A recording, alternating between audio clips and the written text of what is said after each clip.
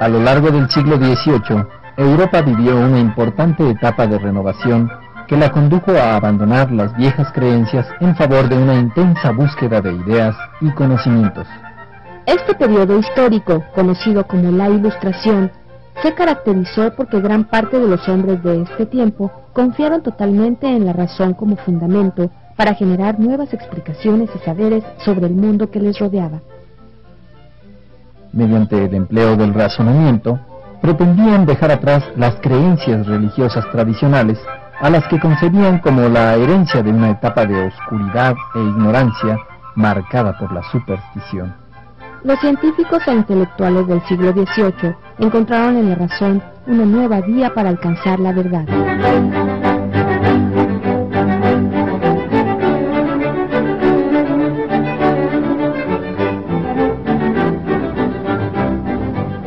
Siglo XVIII, siglo de las luces, de la Ilustración. La luz es el símil, el motivo que cubre este periodo histórico, precisamente porque los científicos y pensadores de aquella época pretendían iluminar con la luz de la razón todas las esferas de la vida del hombre. El conocimiento buscaba entonces sustentarse con argumentos, haciendo a un lado las creencias tradicionales y las leyendas. Los científicos y pensadores ilustrados confiaron de manera absoluta en el poder de la razón y en la idea de que era posible para el hombre trazar un camino donde el progreso ilimitado fuera una constante. Razón y progreso se erigieron en valores fundamentales, valores que marcaron toda una época en el desarrollo de las ciencias y las humanidades en el continente europeo. Ejemplos célebres de este periodo histórico son la Enciclopedia, de los franceses Denis Diderot y Jean de Lambert, y el Teatro Crítico Universal del fraile español Jerónimo de Feijoo. Ambas obras, profusas en su contenido, reunían gran parte de los conocimientos de su tiempo. Fue este precisamente uno de los rasgos característicos de los intelectuales de aquella época: tratar de sistematizar el conocimiento humano bajo el criterio de que tales saberes pudieran ser utilizados por el mayor número de hombres. De esta manera rechazaron atribuir los sucesos del mundo a la acción de las fuerzas divinas y abordaron la empresa de establecer una serie de razonamientos que les ayudaran a comprender los fenómenos que les rodeaban. En el siglo XVIII, rindieron frutos los progresos logrados en la ciencia durante el período barroco, y se inició un acelerado desarrollo de la técnica que encontraría, algunos años después, su punto culminante en la Revolución Industrial. La influencia de la Ilustración se extendió a todas las ramas de la vida humana, desde la filosofía y las ciencias hasta la política. Asimismo, se propagó prácticamente por todo el continente europeo, pero tuvo especial resonancia en Francia e Inglaterra, donde animaron este movimiento intelectuales tan importantes como Juan Jacobo Rousseau y David Hume. Las luces de la razón no brillaron de igual forma en todas las naciones. En algunos casos, sus destellos enfrentaron densas sombras provenientes del pasado.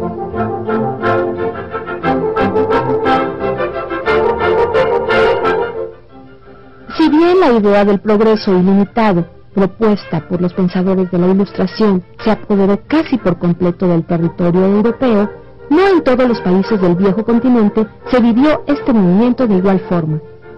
En España existieron ciertas resistencias provocadas por la manera en que esta nación experimentó los tiempos de la Reforma Protestante y el periodo barroco.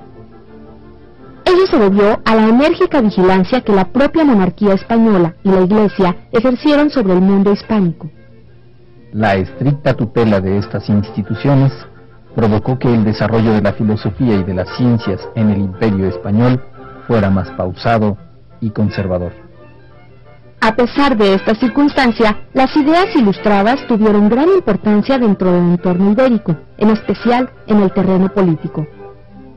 El emperador Carlos III, quien reinó en España entre los años de 1759 a 1788, practicó una forma de gobierno basada en los preceptos de la Ilustración.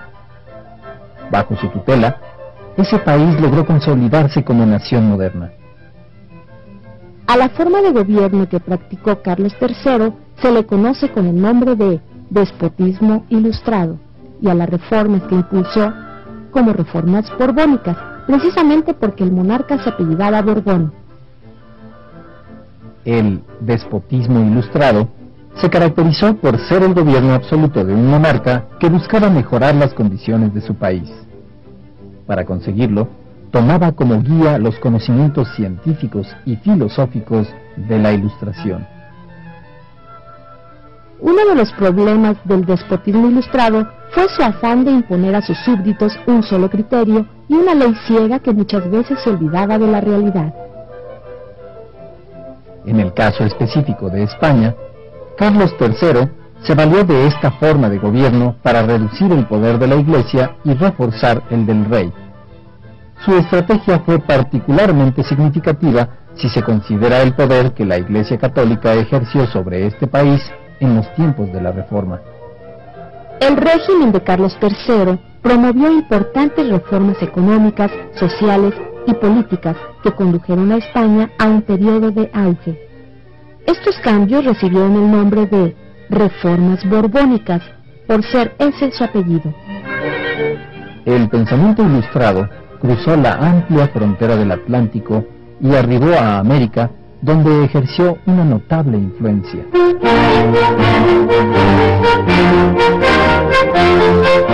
Aquellas ideas llegaron a México a través de los españoles, quienes las compartieron con los habitantes de nuestro país. Aquí, los conceptos de la Ilustración adquirieron un matiz propio, y su influencia alcanzó a los virreyes que la gobernaron a partir de 1766.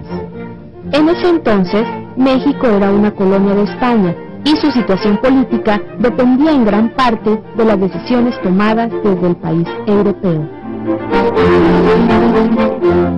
Para México, conocido en aquel entonces también como la Nueva España, el siglo XVIII fue un siglo de contrastes, donde se registraron importantes progresos y se agudizaron los conflictos que posteriormente provocarían la independencia. En los campos de la instrucción pública, las ciencias y las artes se vivieron adelantos significativos. El gobierno virreinal invirtió grandes sumas de dinero en el fomento a las ciencias naturales, la química y la mineralogía.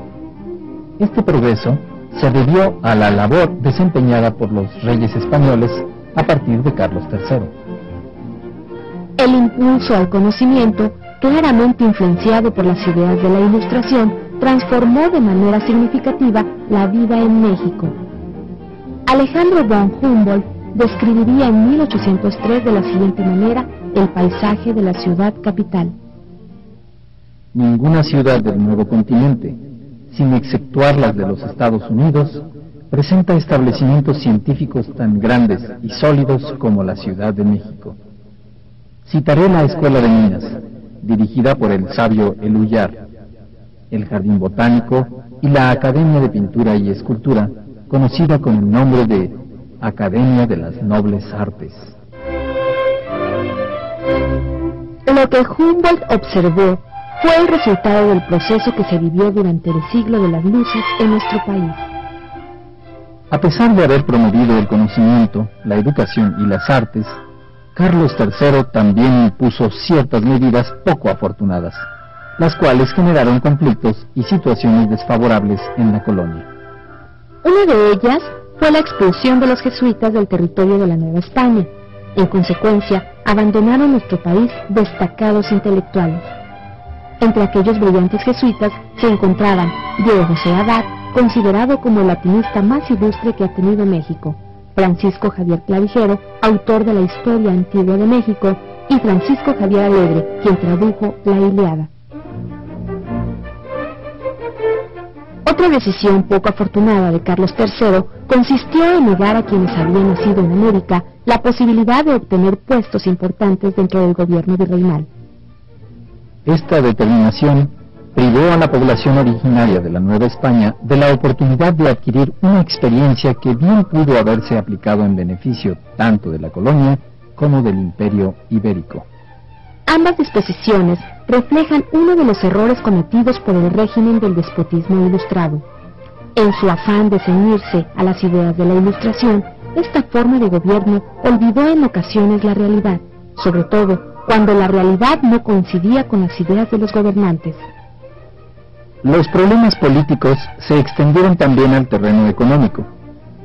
Los recursos extraídos de México fueron desperdiciados por España, que se limitó a actuar como puente de paso para las materias primas y el oro que recibía de nuestro país, y cuyo destino final eran otras naciones de Europa, como Francia, Inglaterra, Holanda o Austria. En lugar de impulsar el desarrollo de la industria y el comercio, España simplemente explotaba los recursos naturales provenientes del Nuevo Mundo. La Ilustración fue un gran movimiento intelectual del siglo XVIII que preparó los grandes cambios que iban a modificar la faz del mundo. Representó la puerta de entrada a una nueva época donde la razón y el progreso se consolidaron como piezas fundamentales de la sociedad. Lo paradójico es que aquellas ideas sirvieron para dos fines encontrados: el encumbramiento de un régimen como el despotismo ilustrado y el impulso a la eterna búsqueda de la libertad por parte de los hombres, impulso que encontró frutos en sucesos tan relevantes como la Revolución Francesa, la independencia de los Estados Unidos y la independencia de México. El caso de nuestro país fue ejemplar. Las ideas rebasaron los límites a los cuales quiso someterlas Carlos III con el despotismo ilustrado. Las obras de los filósofos franceses hallaron en México ardientes admiradores. Su influencia fue el punto de partida para algunos de los hombres que años después lucharían por la independencia de la Nueva España.